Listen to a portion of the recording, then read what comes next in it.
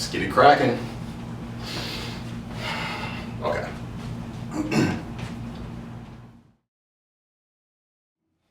Yo, what's up, y'all? Welcome back to undergroundwellness.com. Yes, it's me actually in front of the camera doing the video. I know it's been a really long time. I appreciate your patience and I appreciate all of your support from the Dark Side of Fat Loss, Paleo Summit, Real Food Summit, Pro Tandem, JERF t-shirts. All of your purchases have been absolutely phenomenal and they've helped us to get this brand new office. We've got new microphones and cameras and lighting and all kind of cool stuff to help me, to help us get this information out to a bigger audience. So thank you guys so much. I really appreciate that. Today, I'm just kind of warming up. You know, I'm gonna keep things real simple and just kind of go over some real basic nutrition stuff. Today we're talking about what's called the Wheel of Life. And I stole this from Paul Chek's book, How to Eat, Move, and Be Healthy. It's also in my book as well. And this is just basic stuff that everybody should know. We should be taught on day one of school. And I think if we were, we would just respect nature a lot more and actually think before we put stuff into our mouths. You know,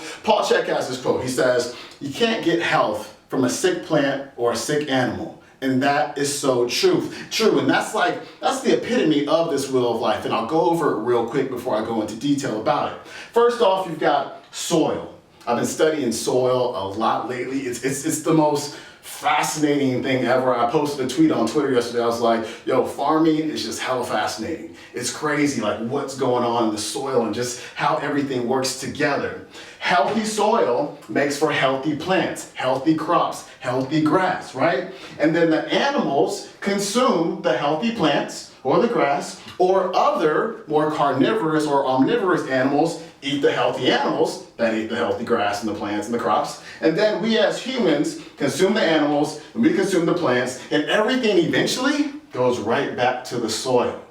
But we got a problem these days. We've got a problem at the root right here. See, we think so much about food, plants and animals, but we forget about the soil and how critical that can be. Now, our soils these days aren't very healthy. They've been sprayed with insecticides and rodenticides and fungicides. Like, do you guys know?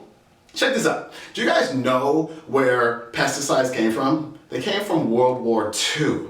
They were actually intended to kill human beings. And then when the war ended, they're like, yo, what are we gonna do with all these? It's like, oh, well, let's just spray them on the plants and kill insects. Seriously, look it up, it's real. And so what happens here is when you have sick soil, what are you gonna do? You're gonna make sick plants, pardon me. There was a study that came out, Stanford study, a couple months ago. It was like the big talk on the news. It was a lot of people's I told you so moment regarding organic foods versus non-organic. And basically it said that they're equally nutritious. And people asked me about this and I was like, I don't care. Why don't I care? Because first off, I prefer my food to be poison free. But there's some other benefits of consuming organic food, not just to us, but to the planet in general. Number one, the soil. Healthy soil has like this crumb-like structure, and that crumb-like structure helps to hold on to water. So right now we've got all this water coming into to the East Coast right now. Now that's an extreme example right there, but when there's a heavy downpour of rain, typically we see a lot of flooding. That's not really supposed to happen that way. Why? Because if that soil was organic, real soil, that crumb-like structure of the soil would be able to hold on to that water. But when you spray the chemicals all over it, it loses the structure and that water runs off. And when that water runs off, it takes all the chemicals with it. And where does it go?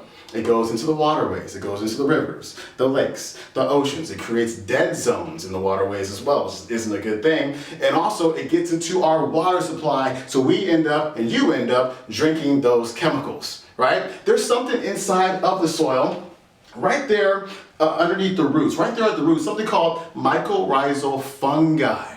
Really important, pay attention here. Mycorrhizal fungi, they do a couple things. Number one, it adds to the immunity. It helps support the immunity or build the immunity is the word I'm looking for the plant. So like I said, if you don't have the mycorrhizal fungi, if you have unhealthy soil, you're gonna have an unhealthy plant, right? And on top of that, the mycorrhizal fungi, and this is very ironic, The mycorrhizal fungi actually pull carbon out of the atmosphere and suck it down into the soil. So the soil, when the fungi is there, is actually a carbon sink. It reduces greenhouse gases. So if you believe in global warming, and I don't care if you do or you don't, but if you believe in global warming and you're consuming foods that aren't organic, then it's almost a little bit hypocritical. You know what I'm saying? So what do? We see those two strong benefits from mycorrhizal fungi. It builds the immunity of the plant, and it also sucks in the greenhouse gases out of the atmosphere and into the soil. So what happens though when you spray those plants with fungicides? You kill the fungus, thus hurting the immunity of the plant and thus hurting the environment at the same time. And again, we're also polluting our waterways. And I can keep going on and on, but I'm trying to keep these videos really short. Okay, now what happens here? The animals consume the plants. Now, in a healthy world, here's what's supposed to happen. The animals, let's say it's a cow. The cow eats the grass because that's what cows are supposed to consume. Cows aren't supposed to eat grains and weird stuff that they eat these days.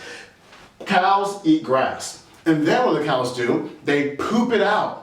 Poop isn't just like some nasty, yucky stuff that we think it is, especially when it comes to animals, because the poop actually goes to fertilize the soil so we can make healthy plants. Now, what have we done to the animals? When I drive up the 5 going up to the Bay Area, I look over to the right, what do I see? Actually, 5 miles before, what do I smell? I smell just nasty manure. And I look over to the right a few miles deep, and I go, oh, concentrated animal feeding operation. There's no grass out there. There's just cows out there in, 6 inches of their own poop walking around. There's even no people over there because people don't want to work there because it smells so bad, right? And so those animals are not eating healthy plants. Now, where do you think all that poop goes? Let's say it rains. Where do you think the poop goes? The poop goes right into the water supply. It's not good. You're not building healthy soil when you're treating the animals that way. And now we've got sick animals, right? And the sick animals are being fed hormones and antibiotics. You know what those become? They become your hormones and your antibiotics and your polluted environment. And that's what we consume when we go out and buy a typical hamburger that comes from those sources, right? So we've got sick plants, we've got sick animals, we've got very sick soil. And then we as humans go ahead and consume those animals, those plants that came from that soil. And what do? We get disease. We get symptoms, we get doctor's appointments, we get pharmaceutical drugs, we get a whole bunch of things that we were never intended to get. And this is the problem right here, is we need to get back to learning about the soil and appreciating the soil and putting our hands in the soil and connecting to the soil and thinking about where our food came from.